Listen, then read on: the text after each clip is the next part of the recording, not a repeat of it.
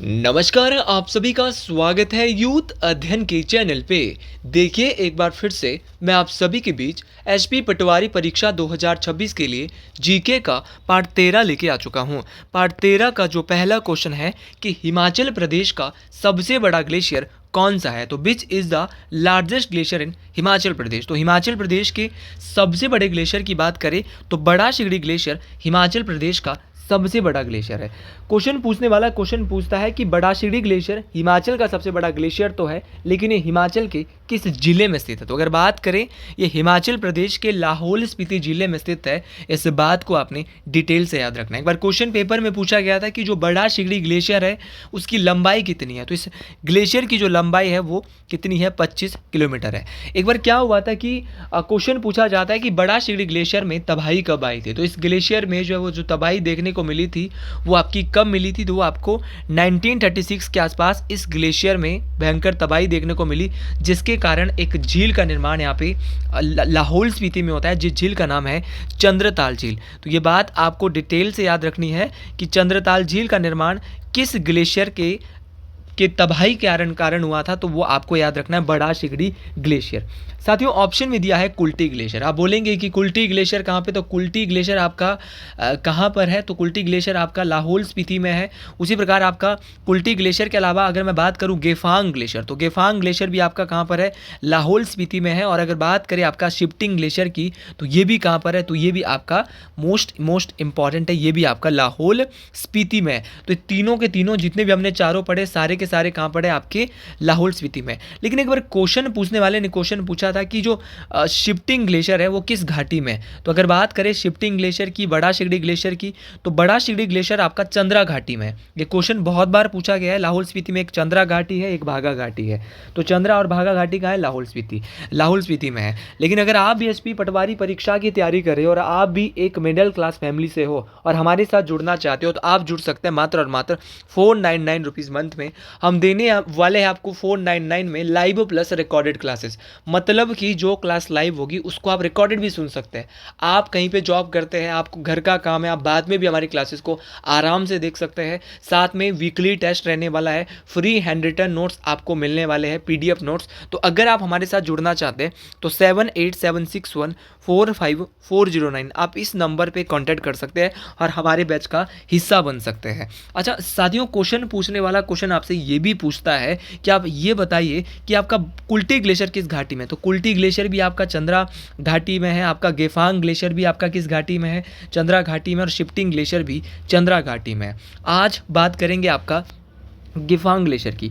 यहाँ से क्या क्या क्वेश्चन सर पूछते हैं, तो अगर गेफांग ग्लेशियर की बात करें तो लाहौल के देवता जो गेफांग है उन्हीं के नाम पे इस ग्लेशियर का नाम पड़ा है गेफांग ग्लेशियर। तो किसके नाम पर इसका नाम गेफांग पड़ा है, और गेफांग पर्वत चोटी भी है जिसको लाहौल का मणिमेश। तो ये क्वेश्चन एक बार पेपर में आया था कि लाहौल का मणिमेश किस चोटी को कहा जाता है मेरे साथी, तो क्या बोलेंगे, लाहौल का मणिमेश जो है वो गेफांग चोटी को कहा जाता है।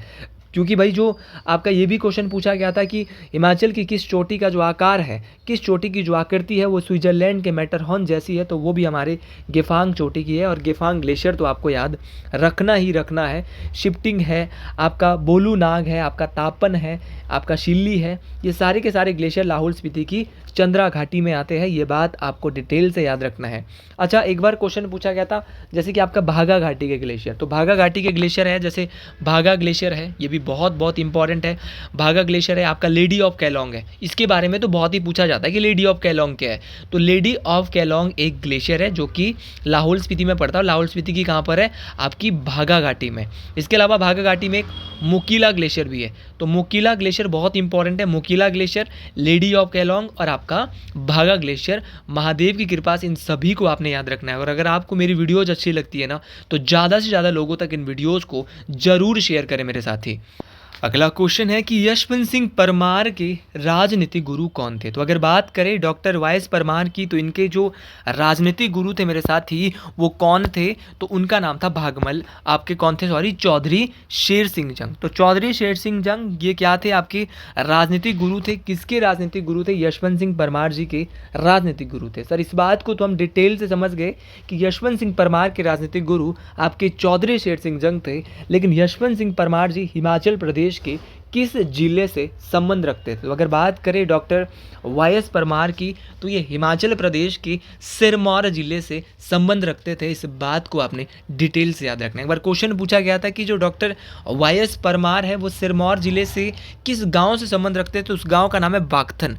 तो सिरमौर जिले के जो बागथन गांव है वहां से संबंध रखते थे आपके डॉक्टर यशवंत सिंह परमार।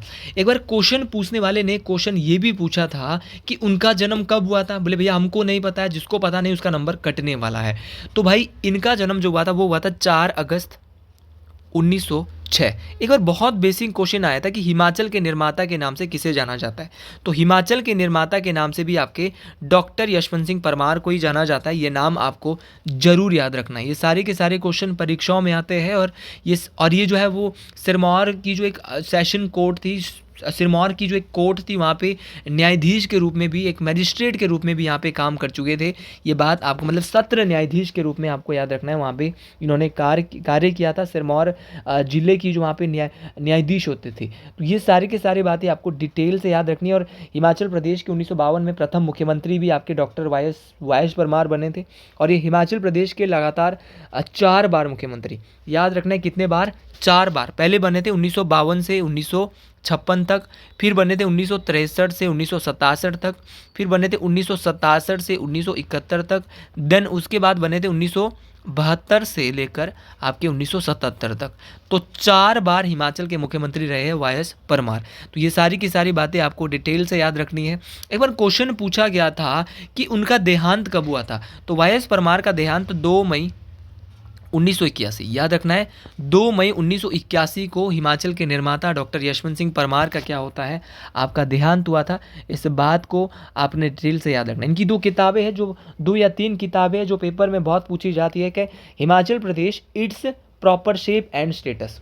तो याद रखना है Himachal Pradesh its proper shape and status किताब किसकी है? तो ये भी डॉक्टर यशवंत सिंह परमार की है।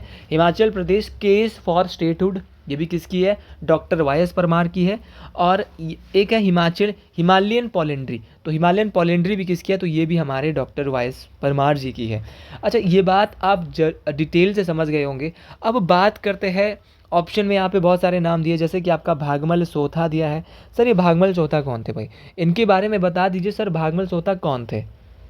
तो भागमल सोथा के बारे में आप जानते हैं कि 1939 में जो धामी गोलीकांड हुआ था, तो धामी गोलीकांड जुलाई 1939 में जो धामी गोलीकांड होता है वो भागमल सोथा के नेतृत्व में होता है। और धामी गोलीकांड में पहले गिरफ्तार कर अम्बाला जेल जो है, पहले व्यक्ति जिनको गिरफ्तार कर कहाँ भेज दिया गया? तो अम्बाला जेल भेजा गया था। तो वो थे हमारे कौन?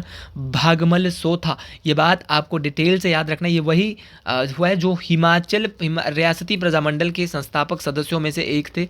ये बात आपको डिटेल से याद रखना है। ये सारी की सारी बातें परीक्षाओं में पूछी जाती है। और भागमल सोथा जो है ये शिमला के जुब्बल गांव धार में इनका जन्म हुआ था। भागमल सोथा का ये नाम आपको जरूर याद रखना है। इसके अलावा बाबा काशीराम का नाम कौन नहीं जानता? बाबा काशीराम वही जिनको पहाड़ा दा बुलबुल के नाम से जाना जाता है, जिनको आपका पहाड़ी गांधी के नाम से जाना जाता है। तो आपको याद रखना है कि जो बाबा काशीराम है उनका संबंध कहाँ से था? तो आपको ये बात याद रखना है कि आपकी जो पहाड़ी गांधी बाबा काशीराम है ये कांगड़ा के जो डाडासीबा गांव है, एक गुर नक्कड़ गांव है, डाडासीबा के गुर नक्कड़ गांव है, वहाँ से संबंध रखते थे। एग्जैक्ट पूछा जा सकता है कि कांगड़ा जिले के डाडासीबा के गुर नक्कड़, क्या है? गुर नक्कड़ गाँव। ध्यान से सुनना है, पढ़ाई करो तो ऐसी जैसी कोई ना कर पाए। तो गुर नक्कड़ गाँव से, यही है यूथ अध्ययन की खासियत कि यहाँ पे चीज़ों को बहुत डिटेल से पढ़ाया जाता है। एक बार शेयर कर देंगे अगर आपको ये जो मेरी वीडियोज है वो बहुत अच्छी लगती है।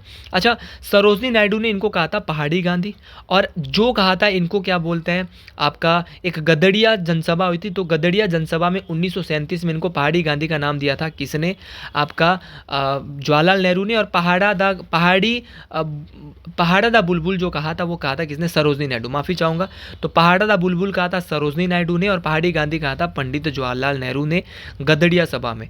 अच्छा, क्वेश्चन पूछा जाता है कि आपका जो बाबा काशीराम है उनका जन्म कब हुआ? तो उनका जन्म 1882 में हुआ। एग्जैक्ट ये क्वेश्चन आ सकता है, आप ये नहीं बोल सकते, कंपटीशन बहुत है हिमाचल में।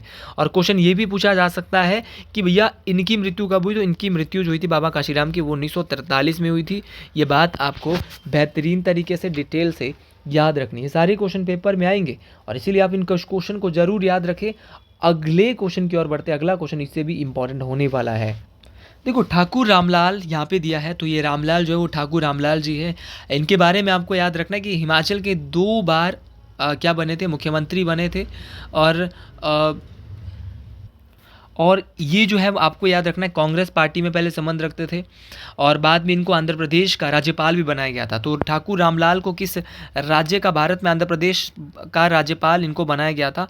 तो ठाकुर रामलाल हिमाचल प्रदेश है जो कि आंध्र प्रदेश के क्या रह चुके थे, आपके आपके क्या रह चुके थे, राज्यपाल भी रह चुके थे। सारी बातें आपको डिटेल से याद रखनी। अगले क्वेश्चन की ओर बढ़ते हैं। हाँ जी, अगला क्वेश्चन है कि who was the founder the Arya Samaj. Arya समाज के संस्थापक कौन है?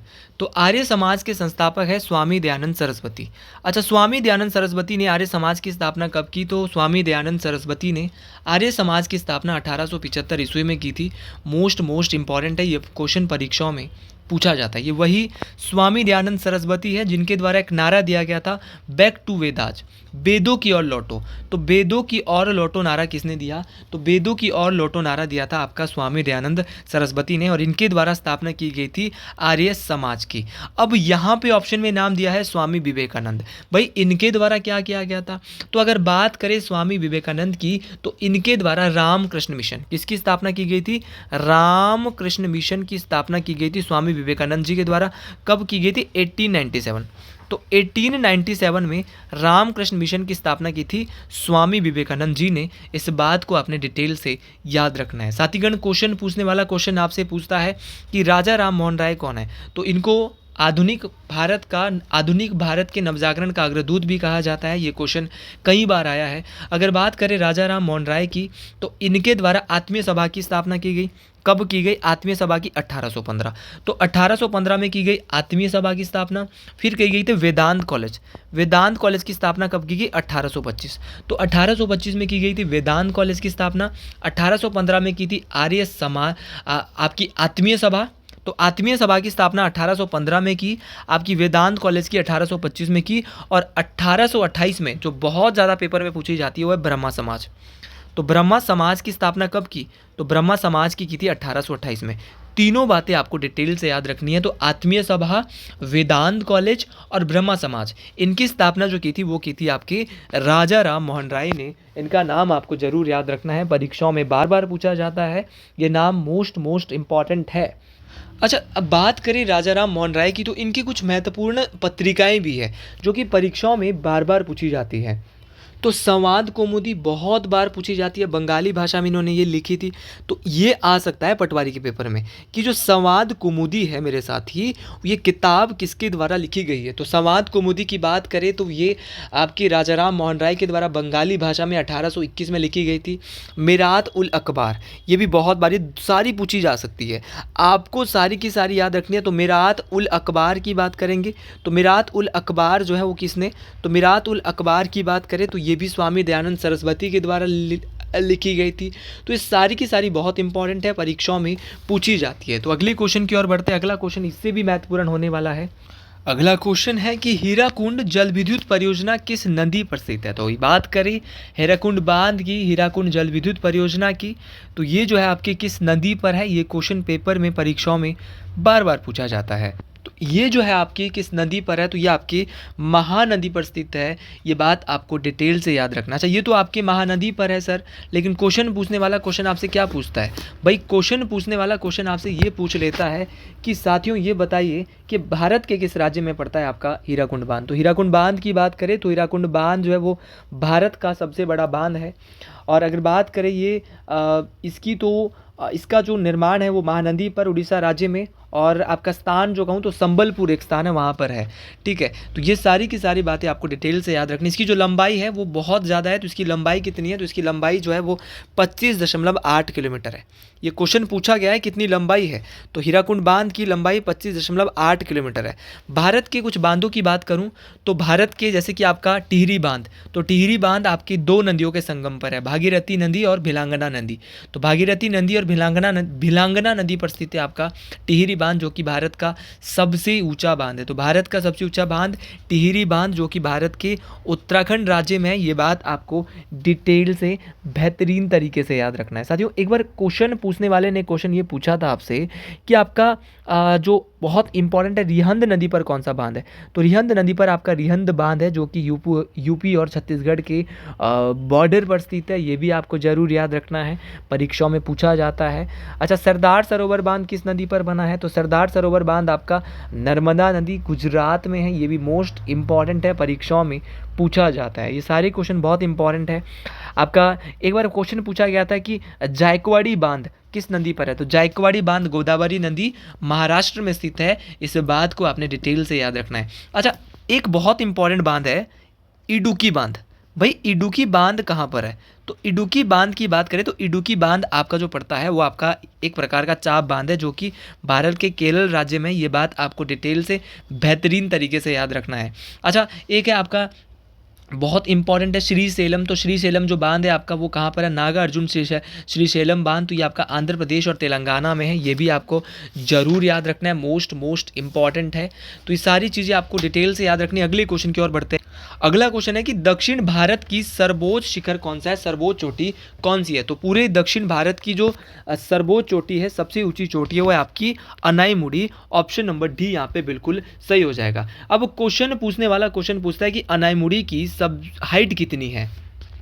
तो अनाईमुड़ी चोटी की जो हाइट है वो आपकी 26 से 95 मीटर है। ये बात आपको डिटेल से याद रखना है। लेकिन एक बार मीटर में नहीं, एक बार फिट में पूछी गई थी, या फिट में बताइए, तो फिट में है 88-42, लेकिन ज़्यादातर मीटर में ही पूछी जाती है। तो क्या बोलेंगे? 26-95 मीटर है। इस बात को आपने डिटेल से बेहतरीन तरीके से याद रखना है। और ये दक्षिण भारत की सबसे ऊंची चोटी है, ये बात आपको डिटेल से याद रखना है। अच्छा, एक बार क्वेश्चन पूछा गया था, बहुत ही अटपटा क्वेश्चन, कि दक्षिण भारत का एवरेस्ट किसको कहते हैं?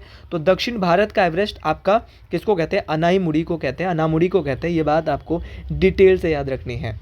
अच्छा, एक बार क्वेश्चन पूछा गया था कि जो केरल में जो स्थानीय भाषा है, वहाँ पर जो है वो इसको अनामुड़ी का मतलब क्या होता है? तो स्थानीय भाषा में अनामुड़ी का जो अर्थ होता है हाथी का सिर। तो ये बात आपको डिटेल से याद रखना, मतलब कि इसकी आकृति को ऐसे दर्शाता जैसे कि हाथी का सिर है। अच्छा, एक बार क्वेश्चन पूछा गया था कि दक्षिण भारत की दूसरी सबसे ऊंची चोटी कौन सी है? तो केरल में ही है आपकी मिसापुलीमाला। तो मिसापुलीमाला जिसकी ऊंचाई आपकी 26 से 40 मीटर है।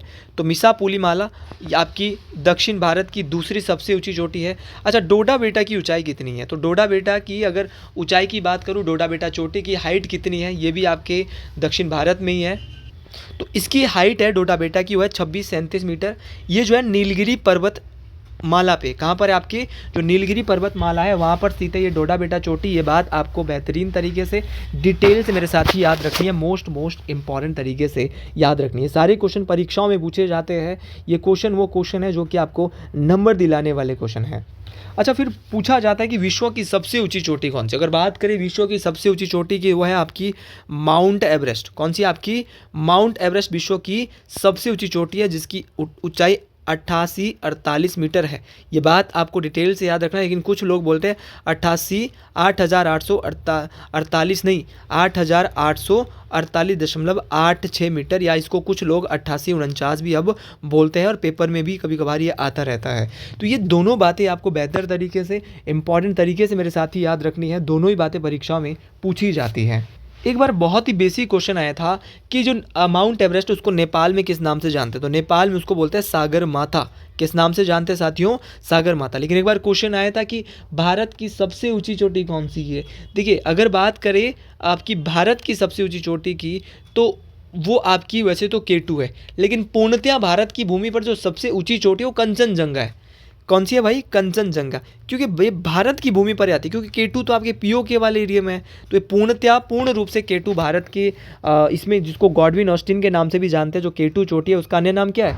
गॉडविन ऑस्टिन है। लेकिन जो गॉडविन ऑस्टिन चोटी है वो भारत की भूमि पर नहीं आती है, इसीलिए पूर्ण रूप से नहीं आती है। इसीलिए पूर्ण रूप से भारत में स्थित सबसे ऊंची चोटी आपकी कौन सी है? कंचनजंगा। कौन सी मेरे साथी? कंचनजंगा है। और बात करता हूँ कंचनजंगा चोटी की, तो ये हमारे सिक्किम, कहाँ पर पड़ती है? सिक्किम में है। ये बात आपको बेहतरीन तरीके से, ये बात आपको डिटेल से याद रखनी है, मोस्ट इंपॉर्टेंट है। एक बार क्वेश्चन पूछा गया था कि जो कंचनजंगा चोटी है उसकी ऊंचाई कितनी है? तो कंचनजंगा आपकी सिक्किम में है और इसकी ऊंचाई आपकी 85-86 मीटर। कितनी है मेरे साथी? 85-86 मीटर ऊंचाई है आपकी कंचनजंगा चोटी की।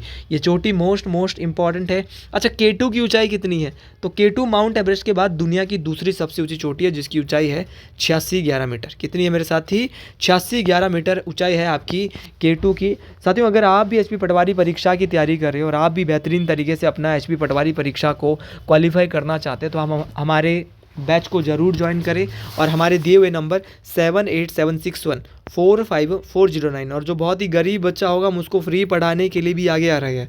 तो गरीब बच्चा भी जो बहुत उसके पास वो क्या होनी चाहिए, यहाँ पे ऐसी वो डिग्रियाँ होनी चाहिए जिससे हम उसको माने कि हाँ यार ये सच में ही गरीब है, या फिर आपका भी नज़र में कोई ऐसा बच्चा है जो कि कोचिंग नहीं ले सकता, बहुत गरीब है।